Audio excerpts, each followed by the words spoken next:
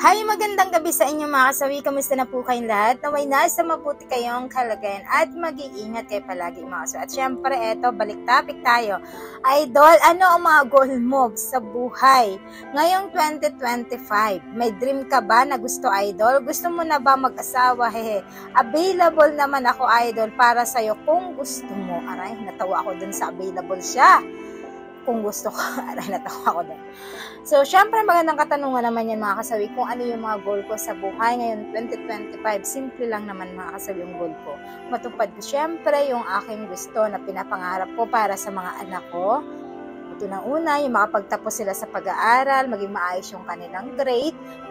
Siyempre, sino ang magulang na hindi matutuwa na maganda yung grade ng mga bata? Siyempre, lahat naman tayo ay nangangarap na sa ating kada hirap ay maayos ang kanilang pag-aaral, talagang maganda yung kanilang mga grado. Yun lang naman yung napakasimpleng pangarap ko mga kasawi na lumaki.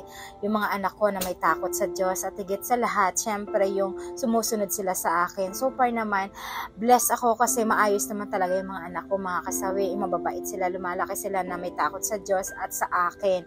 Kung ano yung gusto ko para sa kanila ay talagang sinusunod nila. Wala pang suway factor na nangyayari sa amin.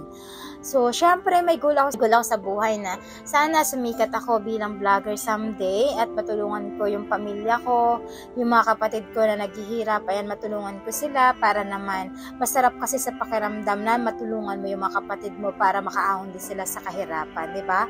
Kahit sinong kapatid na talagang pagkapag nangailangan ng tulong ko ay mabigyan ko sila, di ba? Masarap sa pakiramdam kapag once na ikaw na yung nakakabigay sa kanila kaysa yung ikaw yung bibigyan. Yun yung mga simpleng pangarap ko na gusto kong matupad mga kasawi, na kapag once sa sumikat na ang inyong advisor na makilala na sa buong social media, nangangarap ako na talagang gusto ko matulungan ko yung mga kapatid ko na makaahon din sila sa kahirapan.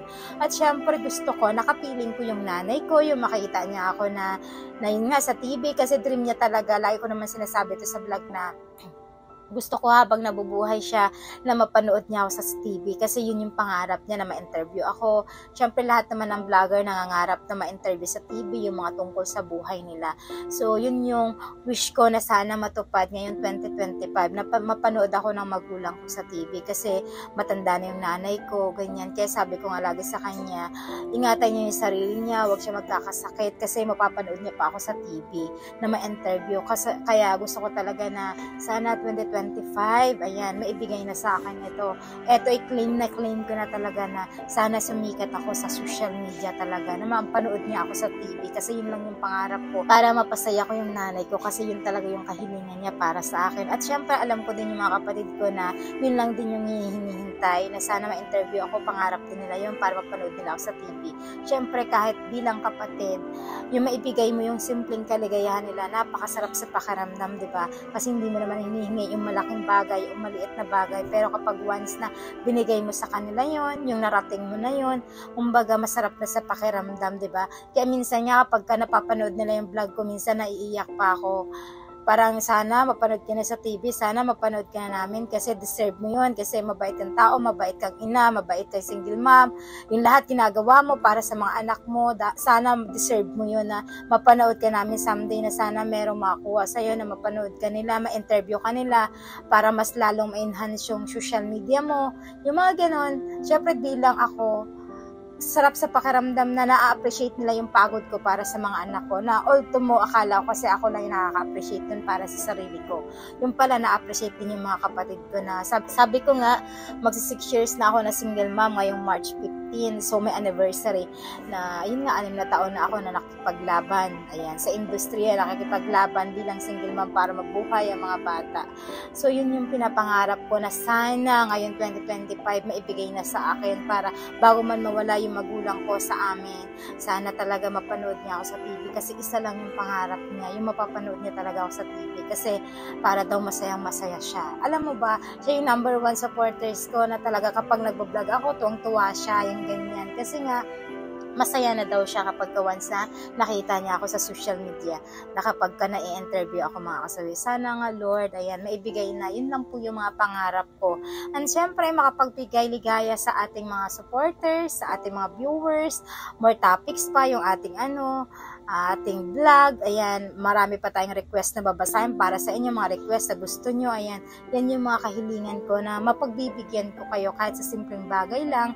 At yun nga, nagbibigay tayo ng tulong. Maliit man na bagay ito, alam ko naman yung maliit na bagay, pero syempre maliit man ito, at least nakapagpasaya tayo sa ating mga followers. Ayan, na hindi na kailangan natin na i-broadcast pa yung ating pagtulong sa kapwa, diba? Yun yung behind the scene na yan, mga kasawi. So, yun lang po yung mga kahilingan ko at tungkol naman sa pag-aasawa. Hindi ko naman talaga po iniindat. Hindi ako nagmamadali na mag-asawa dahil sabi ko nga sa inyo, kung may lalaki na maghihintay sa akin na 80 years old na ako, so doon tayo. Kailangan kasi ang pag-aasawa naman kasi hindi naman talaga yung minamadali. Kung may lalaki talaga na maghihintay sa'yo, magmamahal tayo ng tunay, at talagang naandyan na mahalin yung mga anak mo, na handang maghintay para sa akin kapag katumandaan ako, tapos na ng college yung mga anak ko, kung wala na ba akong obligasyon sa mga anak ko, diba? Okay na ako doon. So, pwede pa naman, willing pa naman talaga ako. Syempre, sino ba naman ako na para ayaw na mag-asawa, diba? Pero sa ngayon talaga is, hindi ko talaga siya priority. Ang priority ko pa talaga is mapagpatuloy ang pagbablog ko sa social media, na lumago pa ako, mag-grow pa talaga yung social media ko. Siyempre, lahat naman ng vlogger nangangarap ng spotlight nila, na sila na yung magiging spotlight ng 2025, diba? Bilang vlogger, nangangarap po talaga ako na magkaroon ako ng spotlight. Sa akin na yung corona na to 2025. Yun, nangangarap po talaga ako kasi dahil alam ko na ito yung mga katulong sa akin para mapalago ko yung mga anak ko, mapaaral ko sila ng husto, at makatulong ako sa mga tao, at makatulong lalo ako sa aking mga kapatid at mga mahal ko sa buhay, mga kasawi. So yun po yung aking suggestion dito sa ating sender, naghingi ng request kung ano ba yung mga pangarap ko ngayong 2025. So yun lang po yun, naway may bigyan ni ng Lord sa akin yung 2025. I claim it. Amen. Maraming salamat. Siyempre, nagpapasalamat ako sa inyo. Supportan ninyo kaya nandito pa rin tayo bilang advisor. Kasi dahil sa walang sawang pagsuporta nyo, pagtangkilik sa aking mga vlog, at maraming salamat. Sobrang appreciated ko po yun. Mahal na mahal ko po kayo, mga kasawi. Bye-bye. Love you.